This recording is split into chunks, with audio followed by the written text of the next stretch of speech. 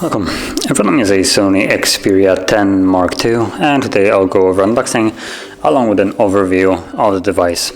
Now, getting started, this is the super flimsy box that it comes in. Nothing special, honestly. It's kind of shameful considering this device costs roughly about $400, something like $350 to $400 from what I could gather. Now the prices may also vary depending where you are. I don't think this phone is actually being sold in the US, considering I can't find it at all on their website in the US, just everywhere else. So popping it out, that's the phone. So let's set it to the side for now and check what's in the box, which apart from the phone obviously. So we got some booklets right here.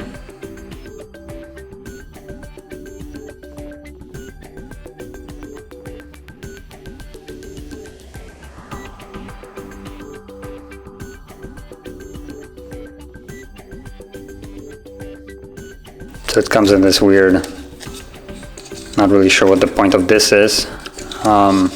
Guess to hold the paper in place. More paper to hold paper. Well, apart from that, just booklets that no one really cares about. It's literally wasting paper. Cool. So we got nothing here. Then we got a Type C to Type A USB. A brick, and this is a 18 watt if I'm correct. I just quickly check. Where's the max?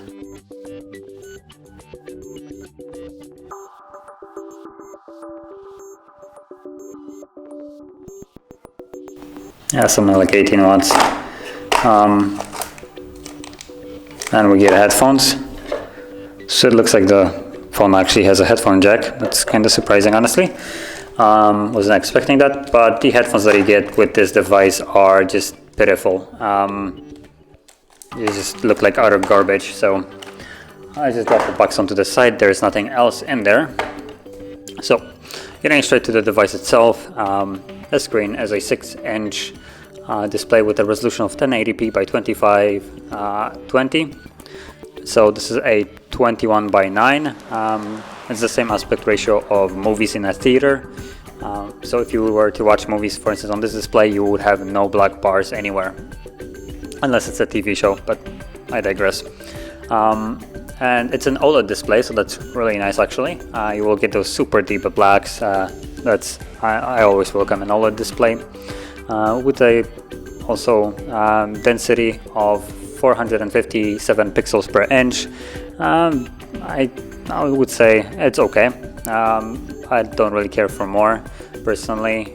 Some people might be pixel peeping and wanting like 600 probably, and they would most likely be happy with a 4K display on a phone, which I personally don't see any reason for that. I can't see past an 1080p, so it doesn't really bother me here.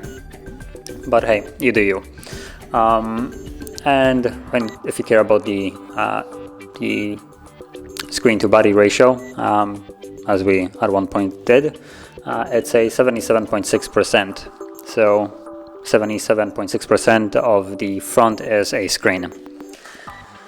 Then apart from that, we have triple camera setup on the back, as you can see. Now probably this will be the most disappointing part of the device in my opinion.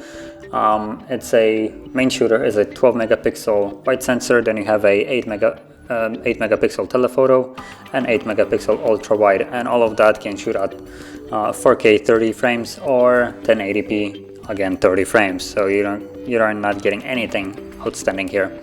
And also apart from that, it does slow motion. If you can even call that slow motion, it's a little bit laughable, I would have to say. I'll go into the gallery. So I've recorded this little short footage, and just to make it, this is the normal speed with my hand, and this is the slow motion, which is moving at this barely any much difference. There's no other option for the slow motion, so it is really slow, and the photos that come out of this are also not very sharp. I was literally holding the phone as steady as I could, and the photos weren't coming out very sharp and detailed. It was really disappointing. Now the lighting of those photos was okay, I would say. I mean, you can see it right here. There is enough light to capture a really clean, sharp image, but if you start zooming in, like, and this is just trash. I have no other way of describing this. Now when it comes down to continuing with the specifications, it comes down to other parts of the device. It comes with 4 GB of RAM and a Snapdragon 665. So just a mid-range specs, honestly. And you get also 3600 mAh battery. Apart from that, with that battery you have what they call Quick Charge 3.0 with that disappointing 18-watt charger, which honestly nowadays every device has about a 30-watt charger, which will blow this phone, I'm pretty sure, out of the water in terms of how quick you can charge it. For close to $400 device, this phone offers you almost nothing. So I might be a little bit, I don't know, against it. In a way, I don't really see the value for money for this device. The only, I guess, selling point of it is just the aspect ratio. I think it's one of the only ones that Sony's, I think, the only one that makes the 21:9 aspect ratio phones. Everybody else sticks with something a little bit more traditional. But if you're looking for an aspect ratio to be, well, kind of like a movie is, and you're gonna pay premium for this, I don't really see the reason behind it. It seems illogical. Now also, it's branded as Xperia. There is also the Xperia 1, which is the premium version of this device, I would say. They also have the Xperia 1 Mark II. And those phones come with their Camera and Cinema Pro app, which allows you to have a little bit more control over photos and videos that you capture with a, I would say, semi-professional grade application on the phone. Better than any other device has built in. This device doesn't come with that, so it's basically the lower tier of it. I think it's almost branded the same, just the other one is Xperia 1 instead of Xperia 10. It is, well, significantly cheaper because the Xperia 1 costs about $1,000. This costs more, well, less than half of it. So, but apart from that, honestly, personally, I think this phone is a little bit disappointing. Starting from the cameras that are just kind of garbage. Even the front one that you have in here, it's an 8 megapixel, and I don't even want to turn it on. If the back cameras couldn't handle taking photos in normal circumstances with a respectable quality, I don't even want to bother with the front. The charging is just kind of there, slow. The only, I guess, benefit is you get color choices. You have black, white, mint green, and berry blue.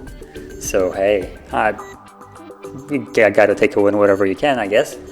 But yeah, apart from that, like I said, the phone is disappointing. The best part of this phone is the display, and personally, I really like the 21:9 aspect ratio. I was a fan of it in terms of like monitors for computers and the phone too, but I don't really see the reason for paying premium for this aspect ratio. No, just no. And when it comes down to also the build quality of the device that we already have it in front of us, you have Gorilla Glass front back, and then you have a plastic frame of the device. Now, even though it's plastic, it is cheap material, but it does kind of feel nice in hand. It has this like weird texture to it, which I personally really like. Overall, The design of the device I do like. It feels nice in hand, but again, I'm not gonna be paying more for a budget device just because it feels nice in hand. When it comes down to usability of it, it chugs right from the get-go.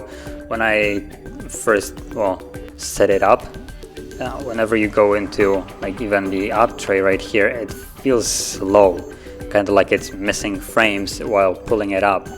In 2020, I'm already used to overall having budget phones coming with a 90 Hz display. This is not it. You basically pay the same amount for something that is just budget spec. I would compare it basically. I think that's the closest. So it feels slow just by like pulling stuff down, like notification panel. When you do it like really quick, where it doesn't really have time to animate, it's okay. But when you're doing it slowly, it seems it just looks weird, like it's slow. Not really sure how to explain this. You'd have to look at it yourself and compare it to probably some other device. Now, for instance, I have my phone right here. It's a fairly old device at this point, but just as a comparison, you can look at the animation smoothness of this when you're pulling something down compared to this. That doesn't even compare. And honestly, the prices would be about the same for both of those phones at this moment. Mine isn't new. So yeah, to basically conclude this, I would really want to like this device. It has some nice features, for instance, like the split screen function built into here, that it can automatically split screen apps by just tapping one button. I personally really like that. It's a really cool add-on. The system, the Android, is almost stock, if not basically stock. Nothing on it. So it does have a couple things that I like here, but then I don't see the reason to overpay for a device that doesn't bring anything that I would justify to be worth that extra buck. So that would conclude my overview. Now, if you really want a 21:9 display, then I guess you don't really have a choice. This is, I think, the only device not the only, but Sony is the only manufacturer I think that makes them. I might be wrong though, so don't quote me. I haven't really looked into it, but I also haven't checked many devices with this aspect ratio. Apart from that, you get a stock Android and a fairly budget feeling device. Even though it's really nice in the hand, it still feels budget. And yeah, I think that would best justify this device, honestly. Mid-range with a feel of budget. So yeah, now if you found this video helpful, don't forget to hit like, subscribe, and thanks for watching.